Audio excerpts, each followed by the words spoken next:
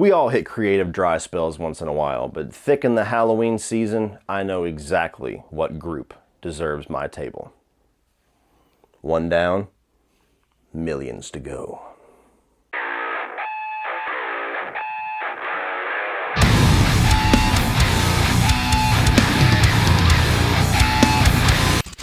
Dexter Season 5 finds Dexter trying to put the pieces of his life back together while helping a new friend get vengeance on a ring of attackers. Welcome back to the Dexter review series, everybody. Now we're talking about Season 5. And yes, Dexter New Blood is right around the corner, but have no fear, you're going to get the reviews for Dexter Season 6, 7, and 8 all before November 7th, I believe, when that new show premieres. So over the next couple of weeks, you're going to see all three of those season reviews. I'm not putting it off any longer. So talking about Dexter Season 5, this is a season that had a lot to prove. Not only is it following up what is arguably the greatest season of Dexter and one of the best seasons of television of all time, but it is also the first season of this show after the huge, monumental shakeup at the final scene of Dexter Season 4 with Rita, Dexter's wife, being murdered by the Trinity Killer. So it essentially resets the entire stage for this show, and me along with everybody else that was watching along and enduring that long wait between Season 4 and Season 5 that felt like an eternity,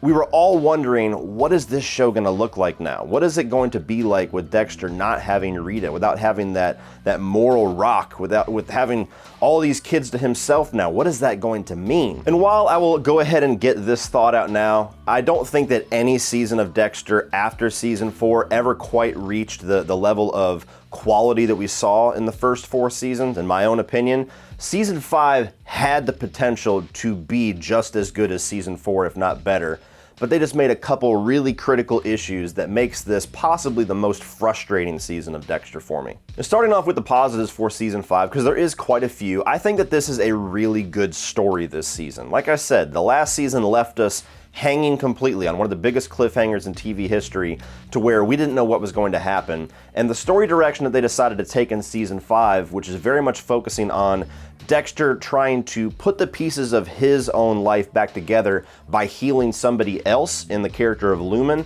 I thought was really smart. I think that Lumen is a very interesting character. She's a really good addition to Dexter's life, and being so fast after the death of Rita, I actually really bought and was invested in their budding romance by the 2/3 of the way through this season, and to the point where I was actually frustrated that we didn't get to see more of her, but we'll get into all of that. But the whole storyline of him finding out about this ring of friends that have been brutalizing women, murdering them, and sticking them in these barrels for years. That last fucking bitch is alive. They're gonna find you.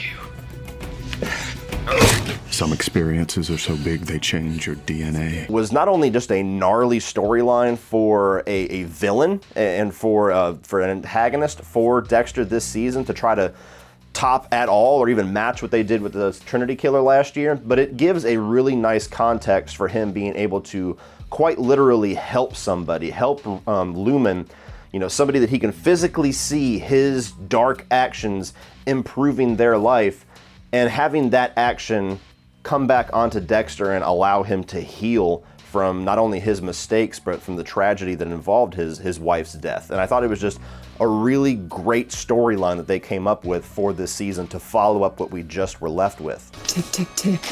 That's the sound of your life running out. And I think you could make the argument that this is possibly the best season of Dexter as far as showcasing Michael C. Hall's acting ability. Now, he is always great as Dexter. Even in the lesser seasons of Dexter, Michael C. Hall's performance is never the problem. In fact, it's usually one of the big standouts. But this season, he gets to really react emotionally, which is something that they have not really explored a whole lot with Dexter, because up to this point, he's kind of foreign to the concept of emotions and the concept of, really feeling things. And especially the first episode of this season, where there's a scene where he just flat out just kills a random person out of rage in this bathroom, which is one of my favorite Dexter kills because it's just so ferocious. It's just so passionate. It's not this calm, cool, calculated killer that we've known for 4 years. It's somebody that just snaps and just fucking caves somebody's skull in with a key. Or whatever the hell that was, with like an anchor. Your dead wife can suck my dick. That's the first human thing I've seen you do since she died, Dexter. But immediately following that kill, he drops to the floor, he's still coming down from adrenaline, he's covered in blood, and we get the first time in this episode that Harry comes to actually console him. And he tells him, express how you're feeling, son, and he just lets it all out. I mean, that's the best moment in this season, but there's a lot of moments like that where his acting and his kind of evolution of the character of Dexter, I think, is in prime form for this season. And it needed to be, because all of the things that he's endured from the past 4 seasons are now coming to a head quite literally in season 5. And I really liked when this season would kind of take a pause once in a while and develop Dexter and his fatherly duties to where, now he's the single parent. Aster and Cody are kind of shifted around in this season to where they're with their grandparents. They're not really with Dexter. But there's an episode where Aster comes back to the house with her friend, and she's got a nose ring and makeup, and you can tell she's just going off the rails. And it turns out throughout the episode that she's trying to help a friend who is quite literally being abused by her stepfather or her mother's boyfriend. And the scene in which Dexter becomes that protective father more than once in this episode. I mean, when he first thinks that this guy might have done something to Aster, and he's like right in front of all the cops, like, I'm gonna fucking kill you. And then later on, when he finds out what's actually going on, he just calmly walks up to the guy and he's just like, hey, you beating on this girl? And then just unleashes on this guy in such a Dexter way where he's punching him and, knocking him into certain organs in his body and explaining his old scientific way, like, oh, I just punched your kidney, so it's gonna spider out and really fuck you up, and it's gonna make your eyes water, and now you just feel pain. You feel that pain? You feel that fear, bitch? And it really alleviates one of my bigger issues with season 4, one of the few that I had, to where that season, he's kind of just not even there for his family at all, to the point where it stretches your believability that Rita would not divorce him in 5 minutes. And this, he's forced to be there. And as a secondary villain, as a secondary subplot, I really enjoy the whole thing with Stan Liddy, played by the great Peter Weller, to where you have Quinn, who is still on the fence about Dexter. He's very much kind of taking a hold of that void that was left by Dokes, but in a very different shade, to where he's kind of a little bit more likable. He's got this thing going with Deb this entire season that I'll talk about, but he still suspects something's going on with Dexter, and he still thinks something's weird. And right from the get in this season, he's like, something's off with this Rita murder. Maybe he did it.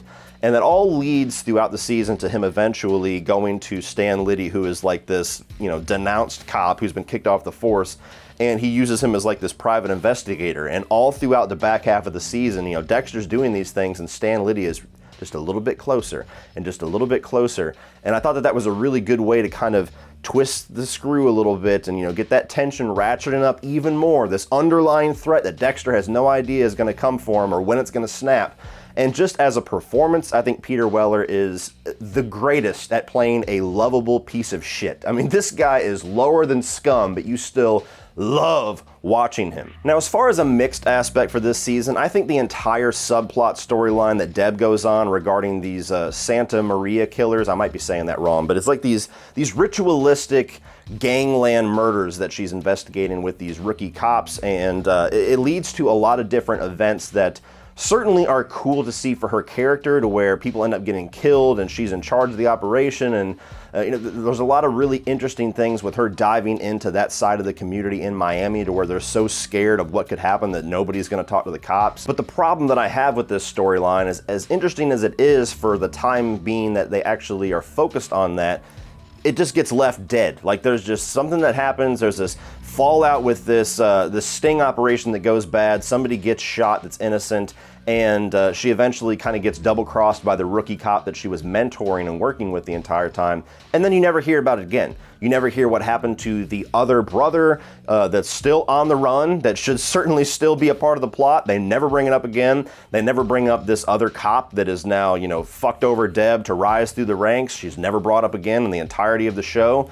And so for a interesting subplot, it feels like they just ran out of things to say and then just swept it under the rug and hoped that nobody noticed. Well, I noticed. And as another mixed aspect, there is a portion of the storyline, which again is like a subplot that's slowly brewing throughout this season, that is, tailed end from other storylines in the previous seasons, to where Deb has been investigating things regarding her father and regarding her father's CIs, and by the end of this season eventually comes to the realization that Dexter is not only related to Laura Moser, but he is also related to the ice truck killer who tried to murder her and was her fiance in season 1. And that's a huge revelation. Like, that's the second biggest thing that she could find out aside from Dexter being a killer. And the show makes a big deal out of it the entire season as it's slowly coming to realization. When's she gonna find out? How's she gonna react? And then she literally just tells Dexter on a stoop, and it's never brought up again. It's like, what the fuck? Like, that's a huge deal. What are you doing? You can't skate past that. It's cool all the way building up to it, but then let it breathe. Like, marinate in that for a little bit. Don't just tell him and, all right, well, fuck it, I'll let you know. Moving on. All right, see ya. And I gotta be honest, Quinn as a character is yet again something that I am mixed on. I think that, by the end of the season, how he kind of purposefully grows as a character, and especially the finale where he comes to this understanding with Dexter to where, they don't exactly say it, but it's like, all right, I know I almost had you, but you saved my ass, so, we're gonna let it go. We're gonna let it go, Dex. I appreciate it. Like, I like that. I like that as a conclusion to his storyline for season 5, and I like that he tries to grow as a person and as a character for Deb, which makes it to where he's not just, trying to fuck her, he actually cares about her and potentially wants to have a relationship with her. I like all of that. Stay the fuck away from Deb. But everything leading up to that, he's once again one of those characters, because we love Dexter so much, that you don't like him. He's such an unlikable guy. He's kind of a dickhead.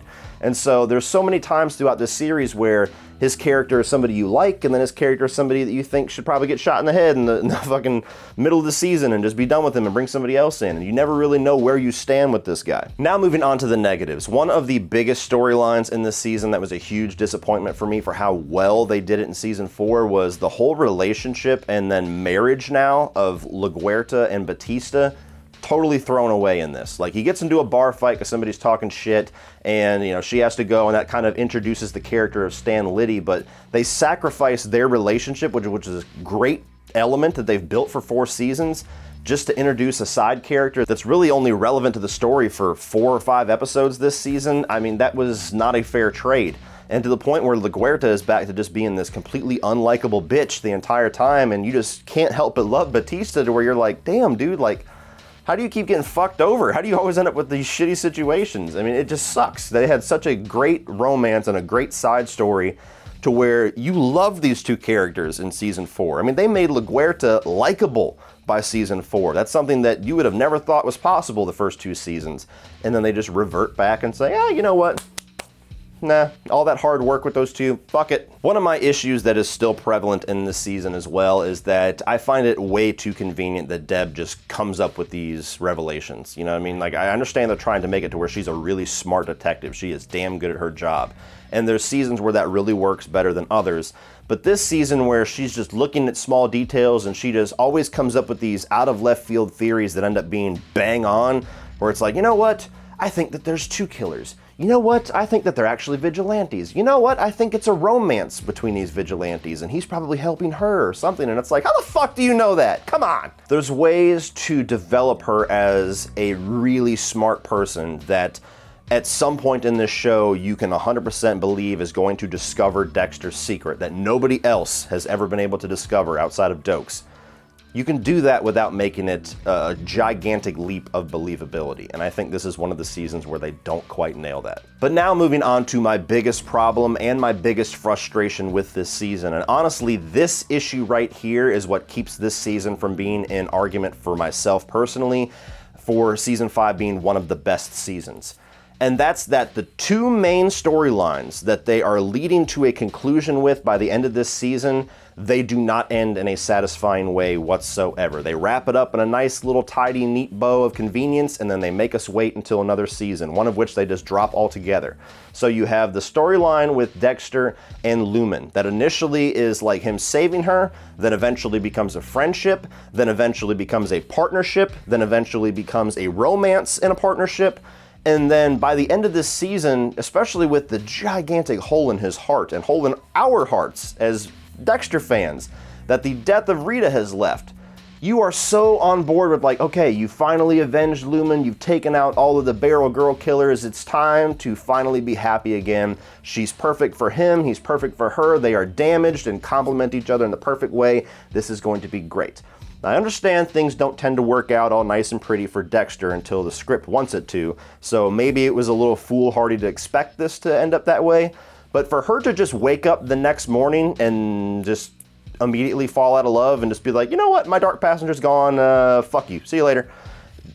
It doesn't work at all. It doesn't work for me whatsoever. I think that there was a way to possibly make that work a little smoother than how they did, but to literally have her just, like a switch went off to where after Jordan Chase was dead, it's just over. You know, she doesn't have any darkness, she's healed, and that comes with the price of her not wanting anything to do with Dexter anymore and just waking up and saying, I'm gonna leave.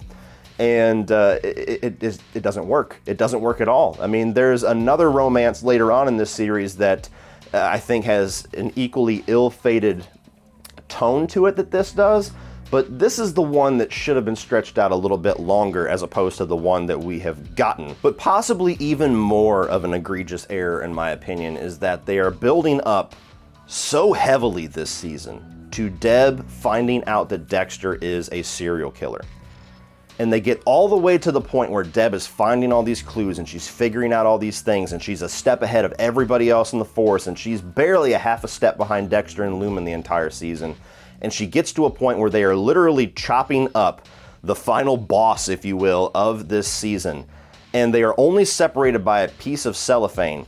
And she's got a gun on him and she's like, freeze, and they're sitting there behind it. It's like, oh fuck. Like the distance between me and the camera that I am talking to right now is the difference between Deb finding out or never finding out.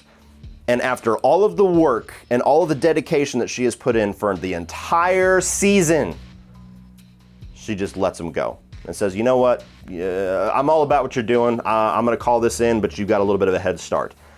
I don't buy Deb doing that. I don't care how sympathetic she is for the situation of the vigilante killers.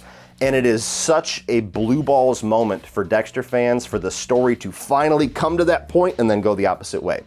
To the point where they make an entire season after this that I will be getting into soon to finally make that come to fruition, and they totally fuck it up. And in hindsight especially, it's like, that was the perfect moment. That was the perfect conclusion, the climax of that discovery right there, and you had it within palm's grasp and you fucking let it go. Fools! And it's really unfortunate that both of those things left us that cold, because you know, it had been kind of a pretty legit argument that you could have for the first 3 seasons of Dexter that it seems to wrap up in a nice little bow and there's not really any true damage to clean up in the next season. And then season 4 said, fuck that, watch this.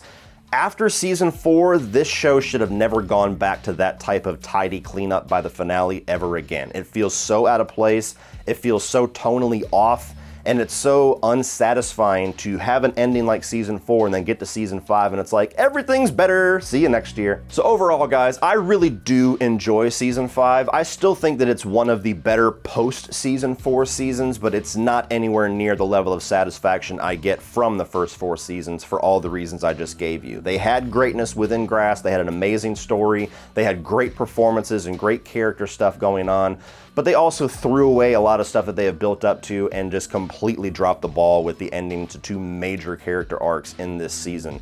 So overall, it ends up what possibly could be my most frustrating season of Dexter.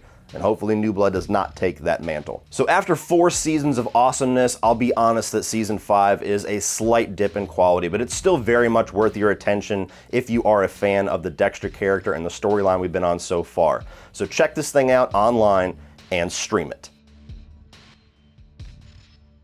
So what do you guys think of Dexter Season 5? Is this one of your favorites, one of your least favorites? Do you have the same frustrations as me, or are you frustrated by other things? Let me know down below, guys, and we will talk about it. Please keep your eyes peeled for Season 6, 7, and 8, leading up to New Blood here in a couple of weeks. They are coming, and they are coming fast. So hit the subscribe button so you do not miss any of that. If you enjoyed this video and you want to help support this channel, First of all, like and share this video so I can get some more eyes on the channel and get some new subscribers. But if you want to contribute on a financial level to help the lights stay on and add to the production behind the camera, please check out my Patreon page down below. The link is in the description of every single video, and there's also exclusive perks and exclusive content for anybody that contributes to that, and I appreciate your consideration. Thank you so much for watching, and as always, remember, opinions are like assholes, but that doesn't mean that you have to be.